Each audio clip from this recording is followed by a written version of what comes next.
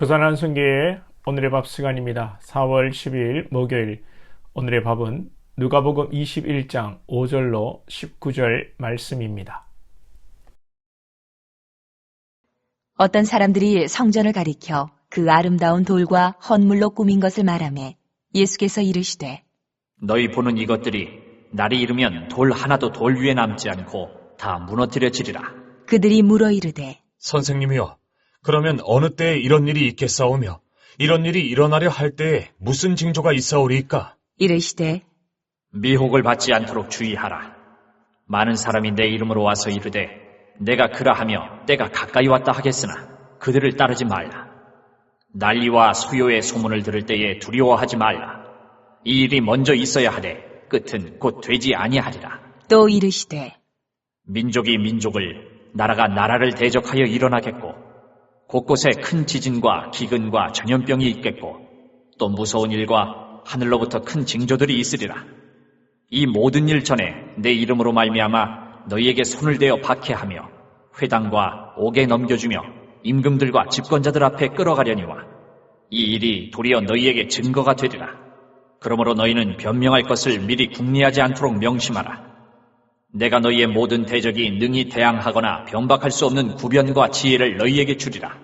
심지어 부모와 형제와 친척과 벗이 너희를 넘겨주어 너희 중에 며칠 죽이게 하겠고 또 너희가 내 이름으로 말미암아 모든 사람에게 미움을 받을 것이나 너희 머리털 하나도 상하지 아니하리라. 너희의 인내로 너희 영혼을 얻으리라. 예수님 당시 사람들은 성전에 주목하고 성전에 목숨을 걸고 성전이 마치 하나님인 양 맹신하였지만 예수님께서는 성전의 미래가 어두울 것을 말씀하십니다. 6절에 날이 이르면 돌 하나도 돌 위에 남지 않고 다 무너뜨려지리라.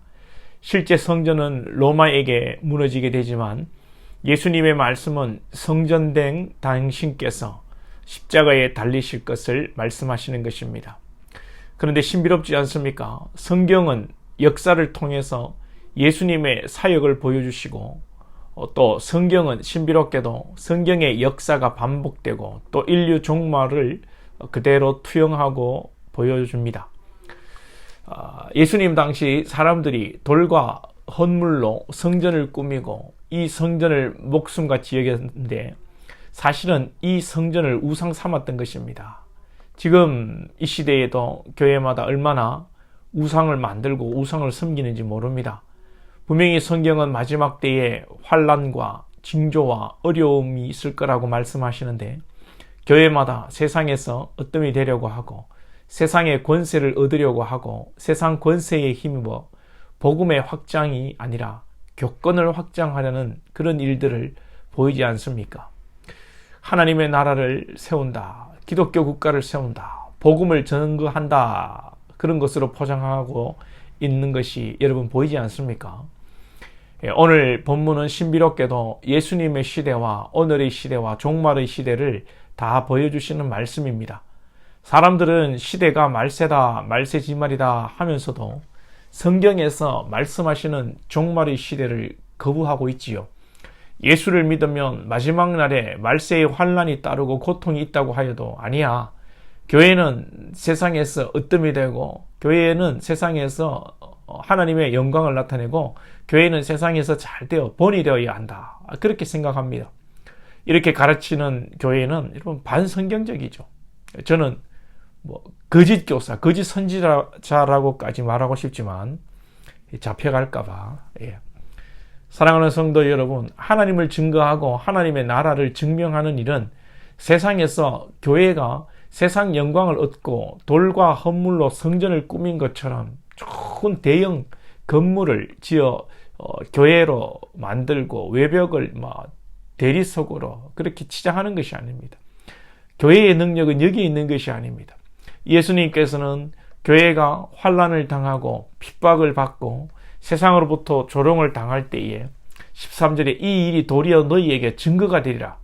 이런 현상이 우리에게 확신을 주고 이 일이 또 세상에 하나님의 역사를 증명하는 일이 되는 것입니다. 우리는 이러한 시대를 믿음으로 받고 또 앞으로 닥칠 환난과 더 큰 세상의 조롱 앞에서 우리의 믿음을 지켜야 합니다.